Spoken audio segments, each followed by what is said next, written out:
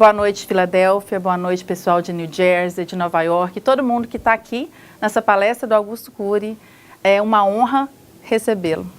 A doutora Augusto Cury faz parte da minha história, da superação da síndrome do pânico, e hoje eu estou aqui para perguntar para o senhor, com muita gratidão, com muito respeito. Obrigada por estar aqui. Eu que agradeço, é uma honra.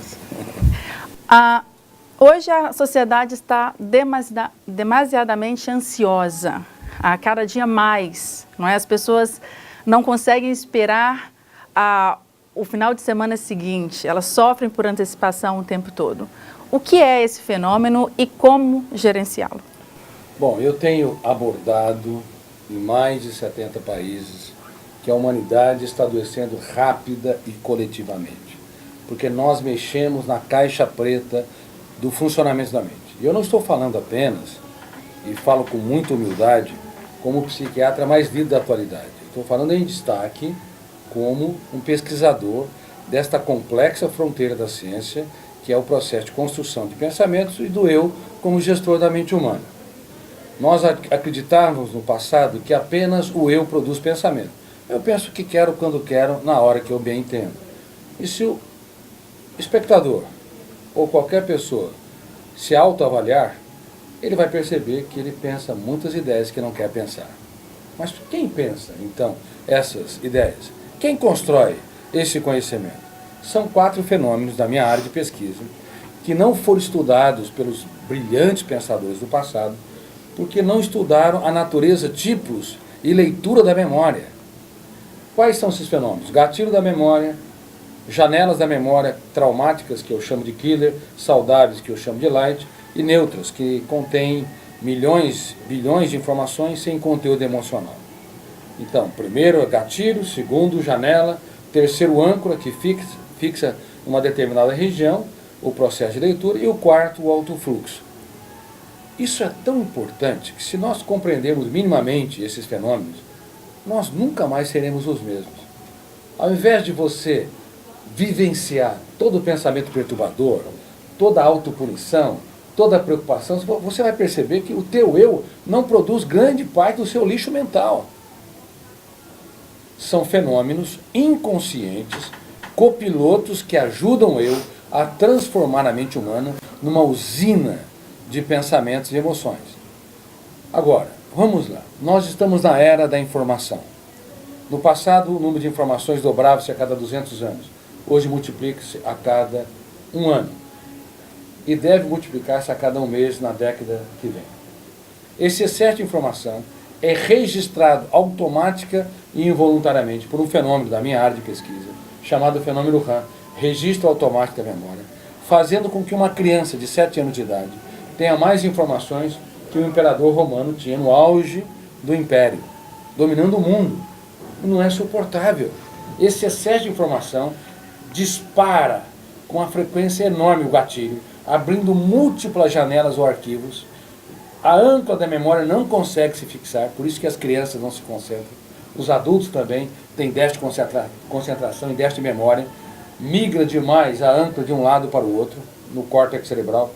E o alto fluxo começa a ler numa velocidade espantosa, nunca antes vista na história da humanidade, gerando uma síndrome que eu tive o privilégio de descobrir e a infelicidade de saber que é o grande mal do século, a síndrome do pensamento acelerado, e médicos no mundo todo dando diagnóstico errado, considerando que coletivamente as crianças e adolescentes estão com hiperatividade.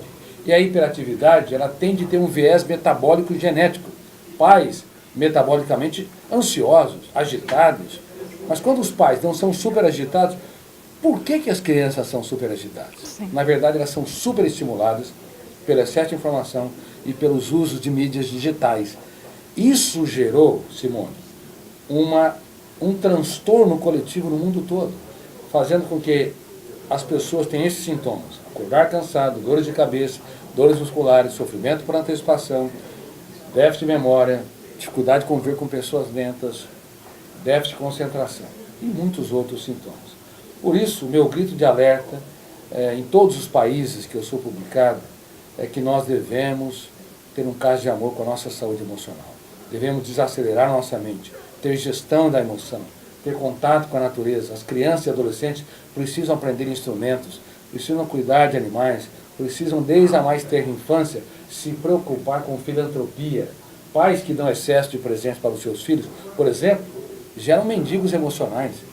Mesmo que sejam intelectuais, vão levar o fenômeno RAM, biógrafo do cérebro, a registrar tantas janelas que eles vão precisar cada vez mais de produtos para sentir migalhas de prazer.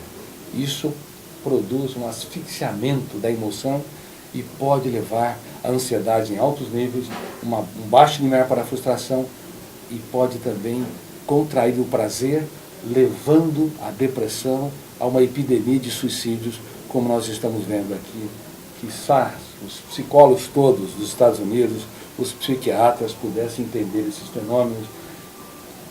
Quem dera, todos os educadores do mundo todo também pudessem incorporar esse conhecimento para entender que nós violamos algo que jamais deveria ser violado. Mexemos no funcionamento da mente humana e isso causou consequências gravíssimas.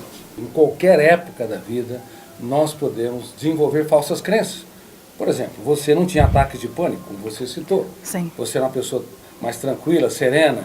Depois do crash, depois de 2009, todas as dificuldades que você passou, todo o volume de tensão e todo o registro de janelas traumáticas e até o afastamento temporário dos filhos, porque eles moravam no Brasil, você tinha que pagar um preço muito grande para ficar distante deles. Sim. O registro de janelas traumáticas ou killer foi tão grande, com tanto volume emocional, que o teu cérebro interpretou que você estava numa situação de altíssimo risco e você teve taquicardia, aumento da frequência respiratória e uma série de reações metabólicas que financiou o primeiro ataque de pânico e financiou também uma janela traumática que gerou uma falsa crença que você iria morrer e nunca mais ia abraçar seus filhos, beijá-los e assim por diante. E aí uma falsa crença adquirida na maturidade levou ela a ser uma janela traumática duplo P, poder de ser inesquecível, de ser lida e relida, e propiciou um outro ataque de pânico, e quando nós temos uma sequência de ataques de pânico, nós desenvolvemos uma síndrome, a síndrome do pânico. Então, o exemplo solene da sua história é o exemplo que em qualquer época nós podemos desenvolver falsas crenças. Tal é o caso de quando uma mulher é traída por um marido, ou vice-versa, e a perda é tão grande que gera o medo da perda e uma reação de ciúmes dramática. E ciúmes é saudade de mim. Eu exijo do outro uma atenção que eu não dou para mim. Ok. O uso de álcool, drogas e todos os vícios, eles interferem ou impedem essa formação do pensamento? Olha, no cérebro humano, se vocês me acompanharem no meu Facebook e no meu Instagram, vocês vão perceber que no cérebro humano há mais cárceres do que nas cidades mais violentas do mundo. Há mais lixos, esgotos a céu aberto do que nas cidades mais poluídas do mundo. Infelizmente, um dos cárceres é a farmacodependência. A heroína, em uma semana, já provoca uma dependência física e psicológica. A cocaína, ela é muito mais sutil, mas não menos perigosa, demora meses, em alguns casos anos. O crack um pouco menos, mas quando se instala janelas killer duplo P, poder de ser inesquecível e poder de ser lida e relida, formam-se masmorras, presídios de segurança máxima. E as pessoas querem sair das drogas. Todo farmacodependente tem flashes de que querem se superar. O problema é que, para o ângulo da gestão da emoção, para essa última fronteira da ciência, o inferno emocional está cheio de pessoas bem intencionadas. Não basta querer superar seus cárceres. Tem de aprender técnicas para reeditar as janelas killer e construir janelas saudáveis, lights, ao redor do núcleo traumático. São duas grandes funções nos solos do córtex cerebral. Então nós usamos técnicas como DCD, duvidar, criticar e determinar, né? Eu não vou entrar em detalhes, mas estão nas minhas 50 obras. Sim. E vou citar aqui O Homem Mais Inteligente da História e O Homem Mais Feliz da História, que são duas obras recentes. E eu estou em fase de desenvolvimento de um roteiro internacional para um seriado de ficção, que vai mostrar o cérebro em 3D e vai evitar pessoas com risco de suicídio, de matar os seus colegas, de atentar contra as crianças. Eu não vou entrar em detalhes porque é um pouco segredo ainda, tá certo? Mas se vier a acontecer, como tem grande chance de acontecer, porque há produtores tendo altos níveis de conversa comigo, as pessoas vão perceber que o cérebro humano ele é muito complexo, mais do que nós imaginamos. Quando você entra numa janela killer, você é capaz de elevar o tom de voz e ferir quem mais você ama.